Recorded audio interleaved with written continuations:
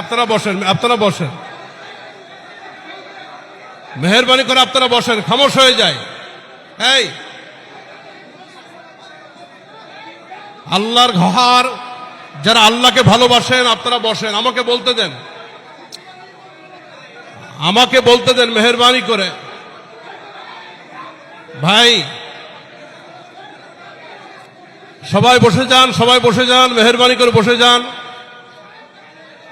মেহেরবানি করে বসে যান। আপনারা বসেন ভাই, আপনারা বসেন তো। আচ্ছা, মাইকটা তো আমার কাছে আছে, সমস্যা কোথায়?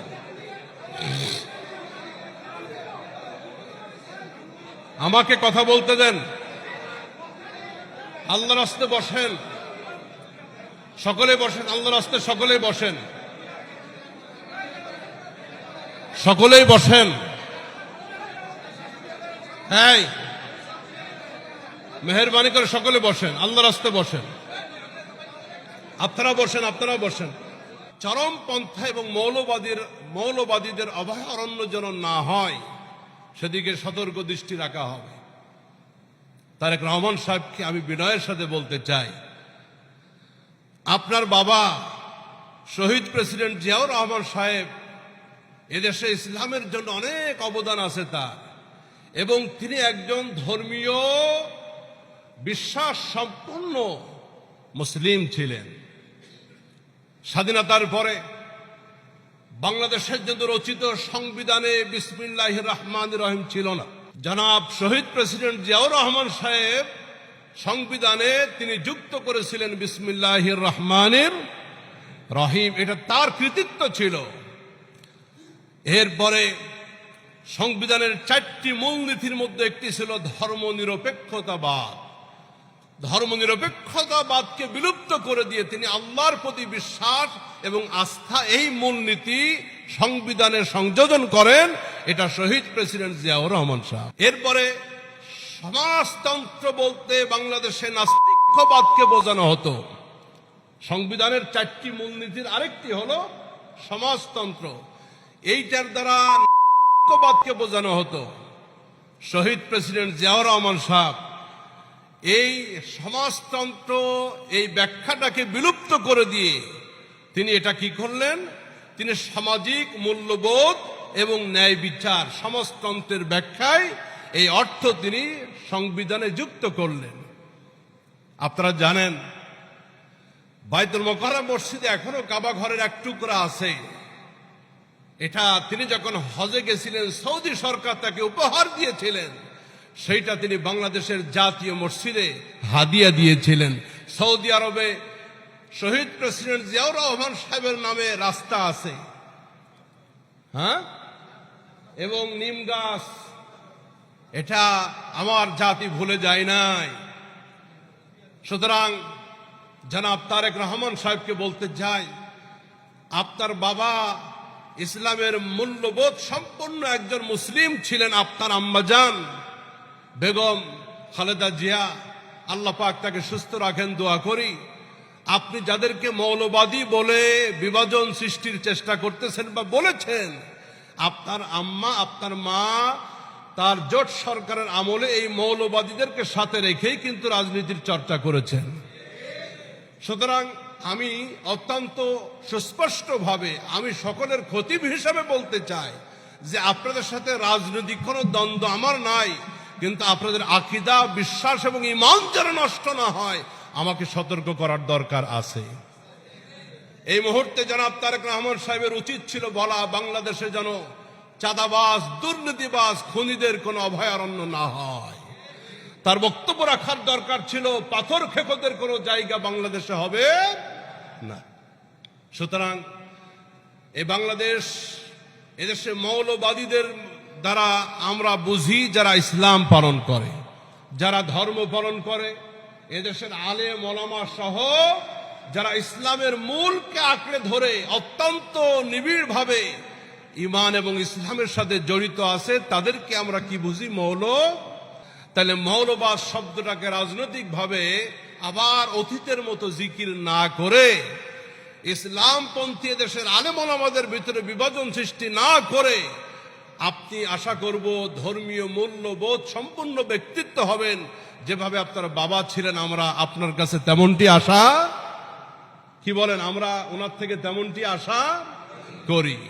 আল্লাহ পাক তাকে সুমতি এবং সুবুঝ দান করেন, এবং এদেশের মোসাহেব যারা এখানে বসে বসে হয়তো ওনাকে বিভিন্ন প্রকার বিভ্রান্তমূলক কথাবার্তা বলে, তার পরিপ্রেক্ষিতে হয়তো তিনি মৌলবাদ শব্দটা ব্যবহার করেছেন।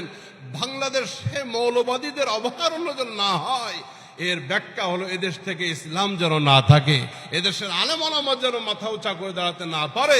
এই জিকির ফ্যাসিস্টের জিকির ছিল, এটা আগামীতে আমরা আর শুনতে চাই না।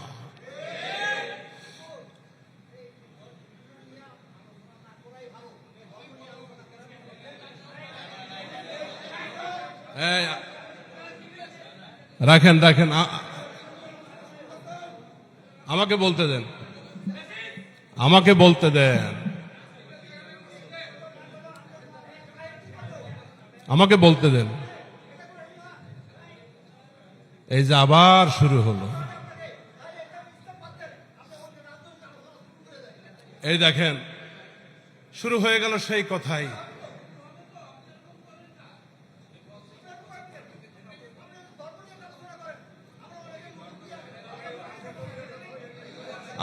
আপনাদেরকে কিভাবে বুঝাবো আমি? আচ্ছা আমাকে বলতে দেন, আপনারা ওইভাবে কথা বলার অনুমতি নাই তো? চেয়ার থেকে বা কোনো কাউন্টার দেওয়ার কোনো অনুমতি এইভাবে নাই?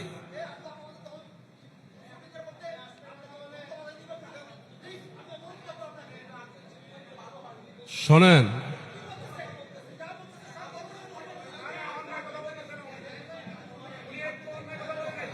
আমার দিকে তাকান,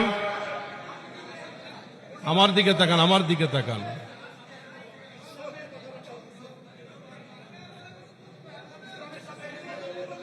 আচ্ছা মেহেরবানি করে আপনারা বসেন, এই মেহেরবানি করে আপনারা বসেন, মেহেরবানি করে আপনারা বসেন। আমাকে বলতে দেন, আমাকে বলতে দেন, আমাকে বলতে দেন। খামোশ, মেহেরবানি করে খামোশ হয়ে যায়। আমার দিকে তাকান। আমি কি, আমার দিকে তাকান, আমি কি ব্যক্তি তারেক রহমান বা জিয়াউর রহমান সাহেবের বদনাম করলাম না প্রশংসা করলাম? এদেশে ইসলামের জন্য অনেক অবদান আছে, সংবিধানের জন্য, রাষ্ট্র ধর্ম না, মসজিদ শুধু নামাজের জন্য না। এটা আপনাদের ভিতরে ভুল ধারণা, এগুলা আপনাদের ভিতর থেকে এগুলো বের করতে হবে। এই মসজিদ আল্লাহর ঘর।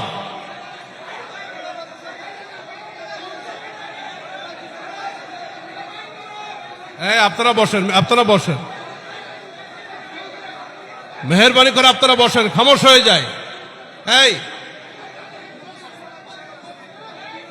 আল্লাহর ঘর, যারা আল্লাহকে ভালোবাসেন আপনারা বসেন। আমাকে বলতে দেন, আমাকে বলতে দেন মেহেরবানি করে। ভাই সবাই বসে যান, সবাই বসে যান, মেহেরবানি করে বসে যান, মেহেরবানি করে বসে যান। আপনারা বসেন ভাই, আপনারা বসেন তো। আচ্ছা মাইকটা তো আমার কাছে আছে, সমস্যা কোথায়?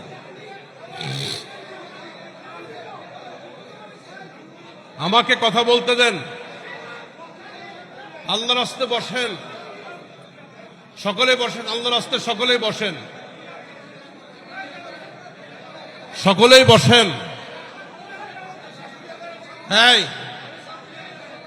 মেহেরবানি করে সকলে বসেন, আল্লাহর রাস্তায় বসেন।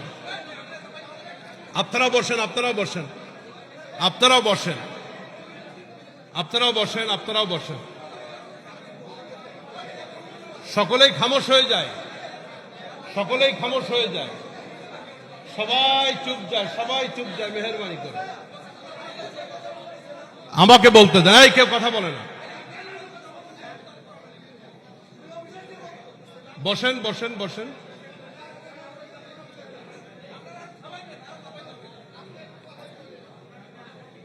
আপনাদের তো বসে যায়, মেহেরবানি করে বসে যায়।